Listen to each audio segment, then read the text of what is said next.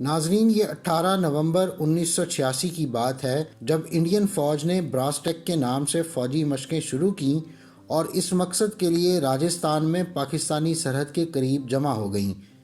دوسری جنگ عظیم کے بعد یہ دنیا کی سب سے بڑی جنگی مشقیں تھیں۔ اگر آپ مختلف سائنسی، تاریخی اور علمی موضوعات پر سوچتے ہیں اور مزید جاننے کا تجسس رکھتے ہیں تو سبسکرائب کیجئے ہمارا چینل اور بیل آئیکن دبائیے تاکہ ان موضوعات پر تیار کی گئی ہماری ویڈیوز آپ کو فوری مل سکیں۔ اور بظاہر ان مشقوں کا مقصد جنگ کی صورت میں فوجی نقل و حرکت کی اہلیت کی آزمائش اور پاکستان کی مسلح افواج پر اپنی بالادستی ثابت کرنا تھا۔ مشقوں میں حصہ لینے والے فوجیوں کی تعداد 6 لاکھ کے قریب تھی اور بارڈر پر انڈیا کے راجستھان اور پاکستان کے بہاولپور اور رحیم یار خان سے لے کر پاکستان کی بحری سرحدوں کرنگی کریک تک وسیع تھا اور اسے انڈین ایئر فورس کا تعاون بھی حاصل تھا۔ اس آپریشن میں انڈین ایئر فورس کے جیگوار اور مگ طیاروں نے حصہ لیا۔ ان طیاروں نے مبینہ طور پر بعض اوقات پاکستان کی فضائی سرحدوں کی خلاف ورزی بھی کی۔ ناظرین، برصغیر کے دو روایتی حریف ملکوں کی سرحد پر جب افواج اس طرح آمنے سامنے آئیں تو ظاہر ہے جنگ کے خطرے کے پیش نظر پوری دنیا کے ذرائع ابلاغ کی نظریں بھی ان پر لگ گئیں۔ سبھی فکر مند تھے کہ اب کیا ہوگا۔ تاہم کرشن سوامی، جو اس زمانے میں انڈین فوج کے سربراہ تھے، اس تاثر سے اتفاق نہیں کرتے۔ ان کا کہنا تھا کہ یہ سرگرمی ہمیشہ سے ہی تربیتی مقاصد کے لیے تھی۔ پھر ان مشقوں کے بارے میں متضاد قسم کے تاثرات کیسے مضبوط ہوئے؟ وہ کہتے ہیں کہ اس سوال کا کوئی جواب ان کے پاس نہیں۔ اگر ان کی اس بات کو درست مانا جائے تو پھر یہ سوال پیدا ہوتا ہے کہ کیا انڈین افواج اتنے بڑے پیمانے پر یہ مشقیں حکومت کی اجازت سے کر رہی تھی؟ کیا انڈیا کی حکومت ان مشقوں سے پیدا ہونے والے اثرات اور امکانات سے لا علم تھی؟ اس کی تصدیق انڈیا کے ممتاز اور ریٹائرڈ فوجی کمانڈر PN ہون کرتے ہیں کہ یہ مشقیں جن کے ذریعے پوری انڈین فوج حرکت میں آ چکی تھی اور اس کا 3/4 حصہ راجستھان کے صحرا میں وزیر اعظم راجیو گاندھی کو اطلاع کیے بغیر موجود تھا۔ تاہم ان مشقوں سے پاکستان کا تشویش مند ہونا لازم تھا اور متوقع حملے کے پیش نظر پاکستان نے اپنی آرمرڈ کور اور صدرن ایئر کمانڈ کو انڈین سرحد کے قریب تعینات کر دیا تھا۔ پاکستان محسوس کرتا تھا کہ اس دوران میں اس کی ایٹمی تنصیبات پر بھی حملہ کیا جا سکتا ہے اور اسی سبب حفاظتی انتظامات کو مزید سخت کر دیا گیا اور پاکستانی فوج ہائی الرٹ پر چلی گئی۔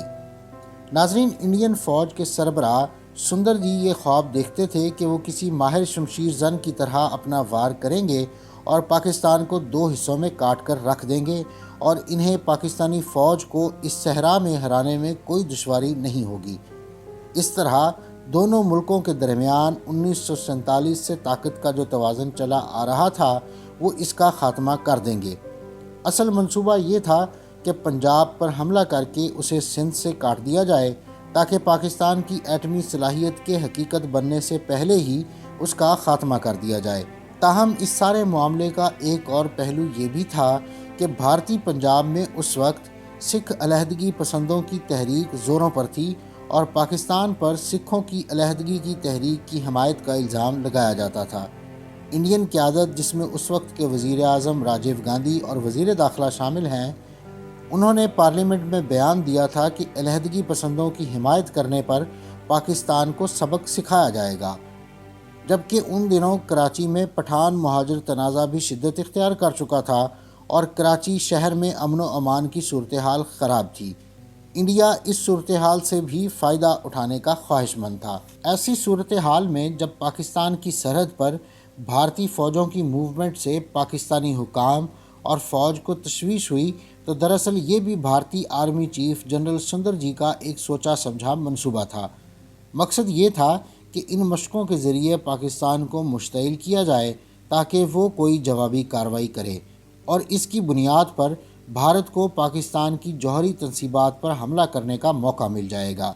اس متوقع خطرے کی روک تھام کے لیے وزارت خارجہ اور وزارت دفاع میں دن رات اجلاس ہو رہے تھے جن میں پاکستان کی ایٹمی تنصیبات پر انڈیا کے حملے اور اس کی روک تھام پر غور کیا جاتا تھا۔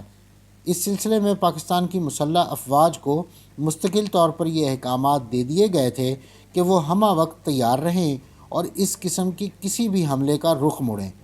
جیسے ہی براس ٹیک مشقیں شروع ہوئیں، پاکستان نے مسلح زمینی دستوں اور صدرن ایئر کمانڈ کو انڈین پنجاب کی سرحد پر تعینات کر دیا۔ اس کارروائی کے تھوڑے دن بعد پاکستان نیوی نے بحیرہ عرب کے شمالی علاقے میں جنگی جہاز اور آبدوزیں تعینات کر دیں۔ ستمبر 1987 تک حالات اس قدر بگڑ چکے تھے کہ سرحدوں پر تعینات دونوں ملکوں کے فوجی ایک دوسرے کے نشانے پر تھے، مگر پاکستانی فوج نے انٹیلیجنس کی بنیاد پر انتہائی مؤثر انداز میں اس ساری صورتحال کا سامنا کیا اور نہایت خاموشی کے ساتھ اپنی فوج کو حرکت میں لے آئے، کیونکہ انٹیلیجنس کی بنیاد پر انڈین فوج کی مشقوں کی تمام تر تفصیلات پہلے ہی پاکستان حاصل کر چکا تھا اور اس طرح اسے کئی معاملات میں آسانی حاصل ہو گئی۔ یہ اسی زمانے کی بات ہے جب پاکستانی وزارت خارجہ نے ایک رات نصف شب انڈین ہائی کمشنر ایس کے سنگھ کو طلب کیا۔ پاکستان کے وزیر مملکت برائے امور خارجہ زین نورانی ان کے منتظر تھے۔ نورانی نے ایس کے سنگھ کو خبردار کیا کہ اگر پاکستان کی سالمیت اور جغرافیائی حدود کو نقصان پہنچانے کی کوئی کوشش کی گئی تو انڈیا کو ناقابل یقین نقصان کے لیے تیار رہنا چاہیے۔ ایس کے سنگھ یہ سن کر حیرت زدہ رہ گئے اور انہوں نے سوال کیا کہ کیا آپ مجھے ممبئی پر ایٹمی حملے کی دھمکی دے رہے ہیں؟ زین نورانی نے جواب دیا کہ یقیناً ایسا ہو سکتا ہے۔ پاکستان ایسا کیوں محسوس کر رہا تھا کہ انڈیا کی طرف سے اس کی ایٹمی تنصیبات پر حملہ کیا جا سکتا ہے؟ اس سوال کا جواب امریکی وزارت خارجہ کی دستاویزات سے ملتا ہے، جنہیں چند برس قبل ڈی کلاسیفائی کیا گیا۔ ان دستاویزات کے مطابق امریکی صدر رونلڈ ریگن خطرہ محسوس کرتے تھے کہ پاکستان نے اگر یورینیم کی افزودگی جاری رکھی اور وہ مقررہ حدود سے بڑھ گئی تو اس کے نتیجے میں انڈیا پاکستان کی ایٹمی تنصیبات پر حملہ کر دے گا اور اس حملے میں مکمل جنگ چھڑ سکتی ہے۔ امریکی صدر نے یہ اطلاع نان پیپرز اور ایک خط کے ذریعے جنرل ضیاء الحق تک پہنچا دی تھی۔ پاکستان میں یہ سنسنی ایک اور وجہ سے بھی پیدا ہوئی۔ پاکستان کے ایک انگریزی اخبار پاکستان ٹائمز میں وسط جنوری میں ایک خبر شائع ہوئی۔ خبر میں بتایا گیا تھا کہ انڈیا نے پاکستان سے مطالبہ کیا تھا کہ وہ پنجاب کے علاقوں میں انڈیا کے ساتھ لگنے والی سرحد سے اپنی فوج ہٹا لے۔ پاکستان نے یہ فوج راجستھان میں سرحد کے ساتھ ملحقہ علاقوں میں انڈین فوج کے غیر معمولی اجتباء کے بعد تعینات کی تھی۔ انڈیا کے اس مطالبے کے بعد کشیدگی میں مزید اضافہ ہو گیا اور یوں پاکستان کی بری اور فضائی افواج فوری طور پر ہائی الرٹ پر چلی گئیں۔ کشیدگی میں مزید اضافہ ایک اور اطلاع نے کیا۔ کہا جاتا ہے کہ جنرل سندر جی نے حکومت کو تجویز پیش کی تھی کہ مشقوں کے دوران ایٹمی میزائل بھی استعمال کیے جائیں۔ ان مشقوں پر پاکستان نے جو رد عمل ظاہر کیا، یہ اطلاع اس سے مطابقت رکھتی ہے اور ان اطلاعات کی تردید کرتی ہے کہ وزیر اعظم راجیو گاندھی ان مشقوں سے بے خبر تھے۔ راجیو گاندھی کا بے خبر ہونا اس لیے بھی درست نظر نہیں آتا کیونکہ وزارت عظمیٰ کے ساتھ ساتھ وزارت دفاع کا محکمہ بھی انہی کے پاس تھا۔ ان اطلاعات کے بعد خطے میں جنگ کے بادل چھا گئے، جس کے اثرات عالمی سطح پر بھی محسوس کیے گئے، یہاں تک کہ ان اطلاعات کے بعد امریکہ اور سوویت یونین کے درمیان رابطے ہوئے تاکہ اس بحران کو ٹالا جا سکے۔ اس سلسلے میں امریکی صدر رونلڈ ریگن کے جنرل ضیاء الحق اور راجیو گاندھی کے ساتھ بھی ٹیلی فون رابطے ہوئے۔ صدر ریگن نے دونوں رہنماؤں پر زور ڈالا تھا کہ وہ کشیدگی کا خاتمہ کریں۔ ناظرین، اس ساری صورتحال میں ایک ڈرامائی پیش رفت یہ ہوئی کہ اچانک جنرل ضیاء الحق کا سن 1987 میں انڈیا کے دورے کا اعلان سامنے آیا اور حیرت انگیز طور پر بتایا گیا کہ انہیں اس کی دعوت انڈین کرکٹ بورڈ نے دی تھی۔ وزیر اعظم راجیو گاندھی کو جب اس دورے کی اطلاع ہوئی تو وہ ان کا استقبال کرنے کا ارادہ نہیں رکھتے تھے، لیکن قریبی مشیروں اور حزب اختلاف کے مشورے پر انہوں نے ان کے خیر مقدم کا فیصلہ کر لیا، لیکن ان کے انداز میں سرد مہری تھی اور گرم جوشی نام کو نہ تھی۔ جنرل ضیاء نے راجیو گاندھی کا رویہ محسوس کیا لیکن اپنے چہرے پر مسکراہٹ برقرار رکھی۔ تاہم اس ملاقات میں موجود بھارتی وزیر اعظم کے مشیر بہرام مینن کے مطابق دوران ملاقات جنرل ضیاء نے راجیو گاندھی کو مخاطب کیا اور کہا، تم پاکستان پر حملہ کرنا چاہتے ہو، ٹھیک ہے کرو، لیکن یاد رکھنا اس حملے کے بعد دنیا چنگیز خان اور ہلاکو خان کو بھول جائے گی اور صرف ضیاء الحق اور راجیو گاندھی کو یاد رکھے گی، کیونکہ یہ جنگ روایتی نہیں ایٹمی ہوگی۔ ہو سکتا ہے کہ اس جنگ کے نتیجے میں پاکستان صفحہ ہستی سے مٹ جائے، لیکن مسلمان دنیا میں موجود رہیں گے، کیونکہ دنیا میں مسلمانوں کے بہت سے ممالک ہیں۔ رہ گئے ہندو، تو یاد رکھنا اس تباہی کے نتیجے میں ہندوستان مٹ گیا تو دنیا بھر سے ہندوؤں کا نام و نشان مٹ جائے گا۔ اگر تم نے میری واپسی سے قبل اپنی فوج کو واپسی کا حکم نہ دیا تو پاکستان پہنچتے ہی میرے منہ سے ایک ہی لفظ نکلے گا، فائر۔ بہرام مینن کا کہنا ہے کہ اس لمحے میں نے جنرل ضیاء کی طرف دیکھ کر سوچا کہ یہ شخص بر صغیر کو راکھ کے ڈھیر میں بدلنے کی صلاحیت رکھتا ہے۔ پاکستانی سیاستدان، سابق وفاقی وزیر راجہ ظفر الحق، جنرل ضیاء الحق اور راجیو گاندھی کے درمیان اس ملاقات اور اس دوران ہوئے مکالمے کی تصدیق کرتے ہیں، البتہ ان تفصیلات کی تصدیق نہیں کرتے جو بہرام مینن بیان کرتے ہیں۔ جنرل ضیاء الحق نے راجیو گاندھی کے ساتھ ملاقات کی تفصیلات ذاتی طور پر انہیں بتائی تھیں۔